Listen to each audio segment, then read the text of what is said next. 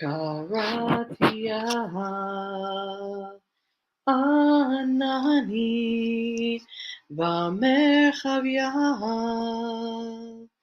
Mina Meitzar Karatia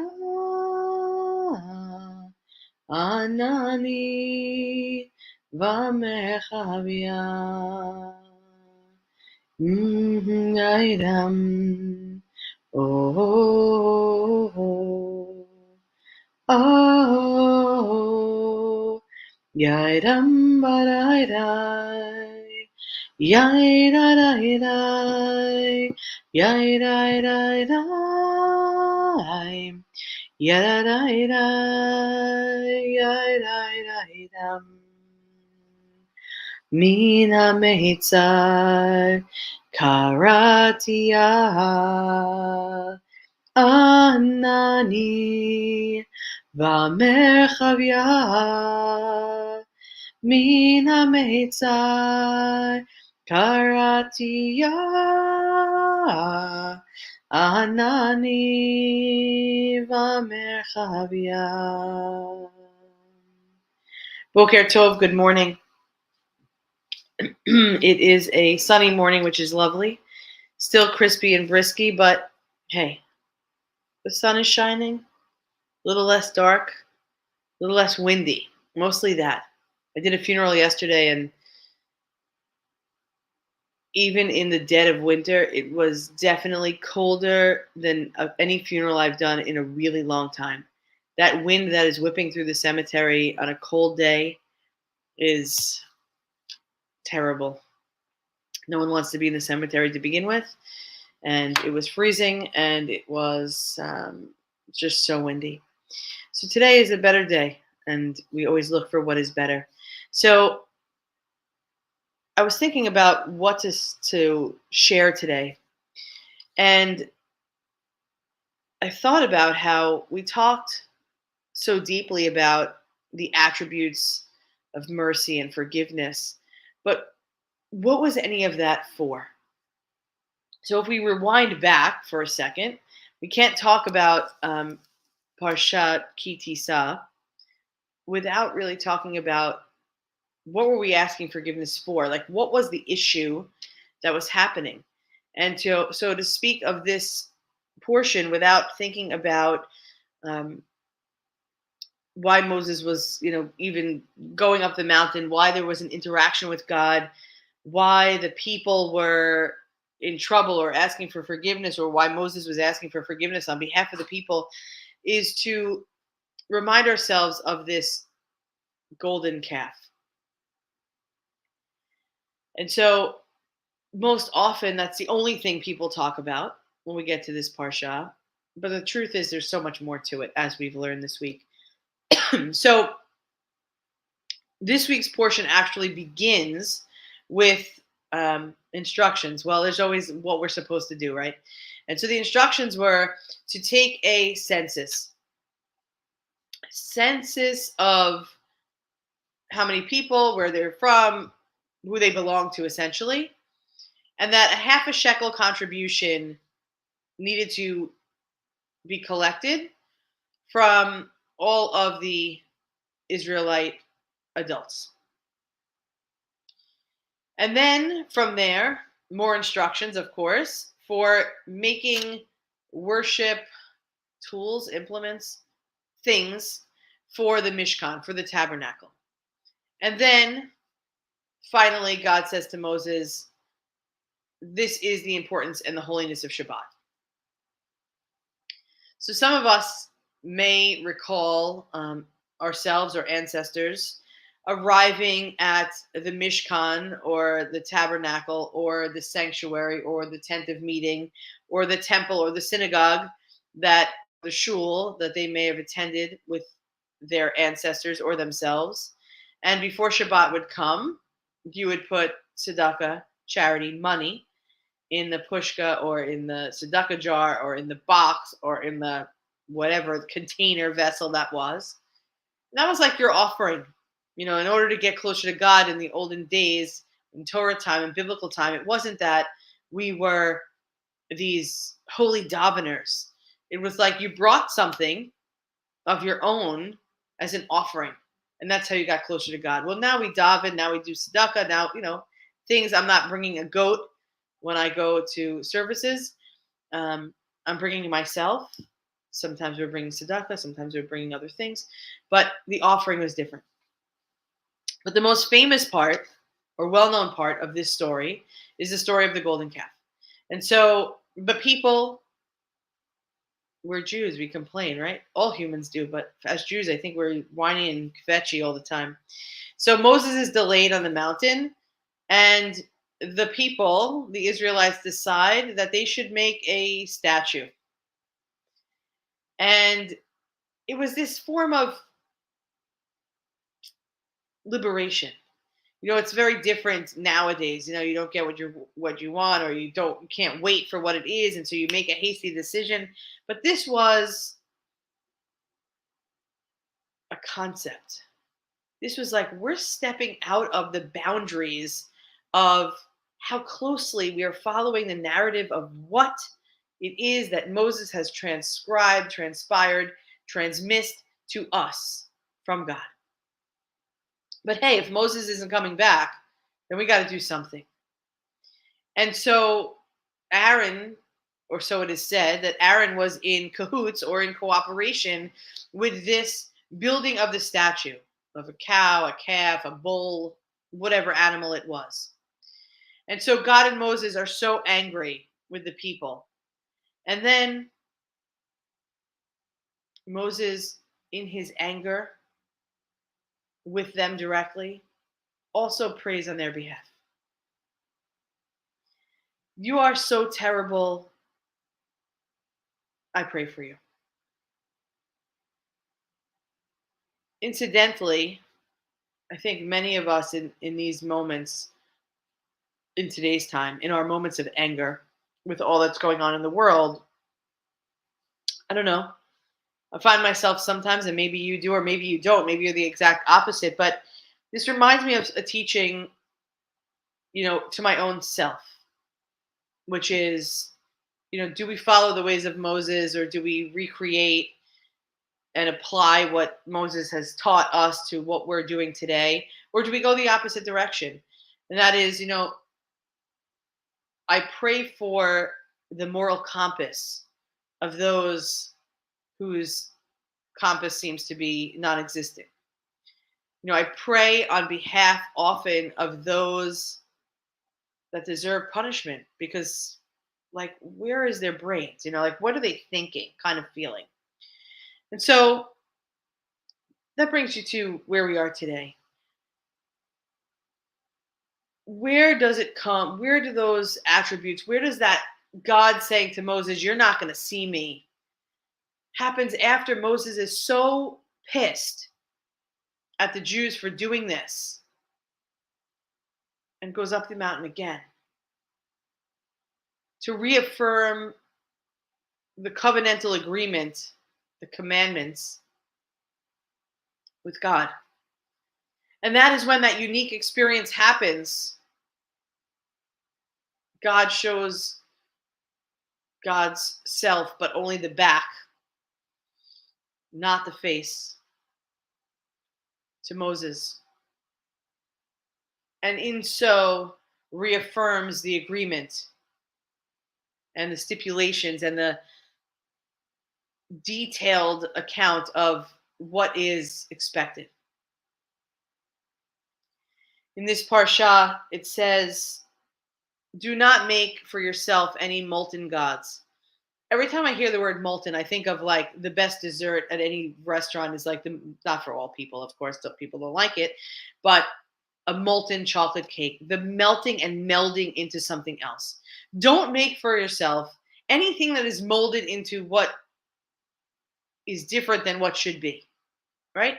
That's what I take it to be. The sin of the golden calf, I'm sure God needed to use, all the forgiveness, the compassion, all of those attributes in order to even keep connected, like to want to reaffirm the covenantal agreement with our people after that.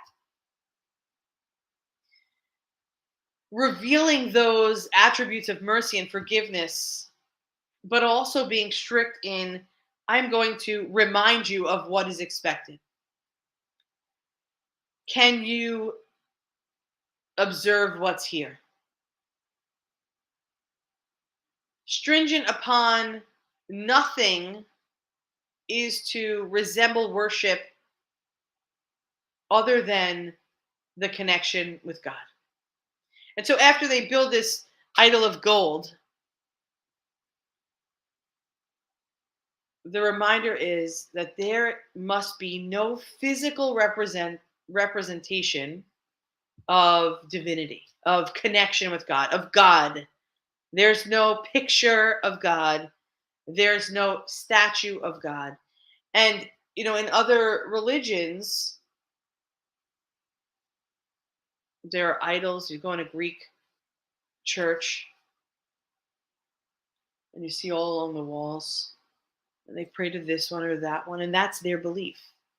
When you go into a Catholic church, Jesus is hanging on the cross versus somewhere in a Christian church where it is just the cross is there. Different religions pray to different things, have different statues, but as Jews, we have nothing of that. That is the reminder. You're not going to make any physical representation of me for your worship or for anything else. It makes sense that God is angry, irate, more than angry, I guess, irate over the golden calf. The warning is, don't do it again. Don't do it again. And so the Kotzker Rebbe used this as a huge teaching point.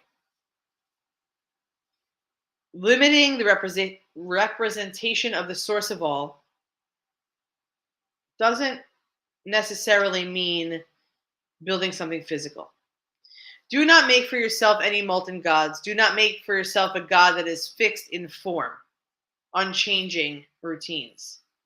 That is the translation of Torah.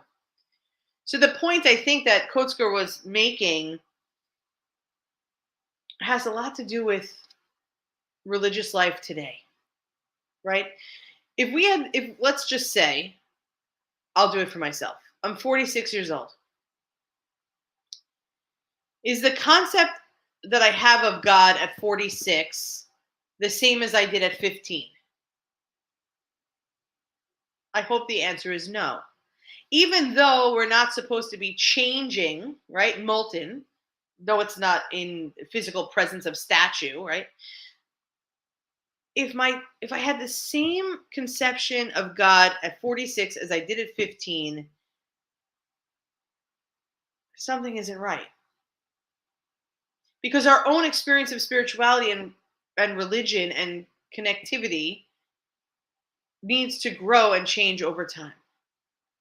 Not in the form of God versus container, but in the idea that we are growing and understanding deeper, more. So in the traditional commentary, the commandment of Torah study lasts until forever. There's no end point until a person's death. That we're continuously studying Torah in our own ways, and our understanding of Torah will change as we age, but the way we view our lives and world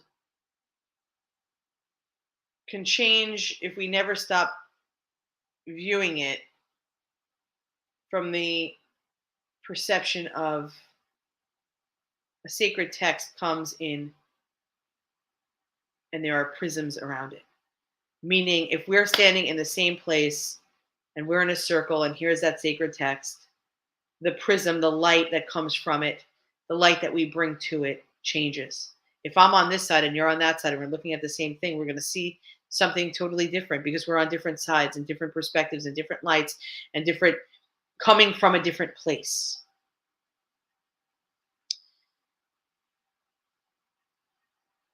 there's no way to grasp singularly, even though God is a God of oneness. There's only one. We can't grasp with one hand, with one pinch, what all of God entails. And so that's why we continue to grow. That's why we look for deeper learning. That's why we find ourselves diving deeper. Or maybe we're too deep. We need to come up so that we can see something at the surface more because maybe it's spread out a little bit deeper, a little bit more vast. And then we find something that intrigues us, something that sparks interest, and then we dive deeper again. And so we have that flexibility. Molting in a way that doesn't change God's self, but the way that we look, the way that we adjust, the way that we understand it better, have a more profound relationship with, is what we're hoping for. That's what we're hoping for. And so I leave you with this.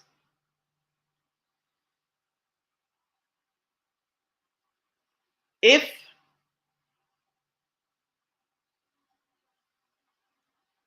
your God is routine and comfortable, you've made a molten idol. Remember, the text tells us, do not make for yourself a molten God. Okay? But if your God is routine and comfortable, then you've made a molten idol. Might not be a bestseller, might not be what we're looking for, but molten is not necessarily in a Torah's eye. Molten is directly related to the building of something for idol worship. But the molten that we're looking for is to realize that we've come from something. Something has been given to us, the gift of God, of Torah, of tradition, of moral compass, of being connected to a greater source and a multifaceted group of people. We've been handed that. Something concrete. This is for you. This is what you're connected to. This is your lineage. But we are ever changing. So we didn't turn it into something else to worship. But the molten allows us to reform and recapture what has the deepest meaning to us. How we can move forward from a place. How we can learn about our people and ourselves as we relate to God and the world. We are one human family, one heart of abundant love. We love you. We look forward to seeing you tonight at 7:30. Shabbat Shalom for those of you that will not join us, and we hope that you will. Today is another day to do something good. Let's molt just a little bit. A little flexibility, a little creativity, a little reconnection. We'll see you tonight at 7:30. Have a great day, everybody. Am Yisrael, Am Yisrael, Am Yisrael Chai. Am Yisrael, Am Yisrael, Am Yisrael Chai. Am Yisrael, Am Yisrael, Am Yisrael Chai. Am Yisrael, Am Yisrael, Am Yisrael Chai. Yod Avinu Chai.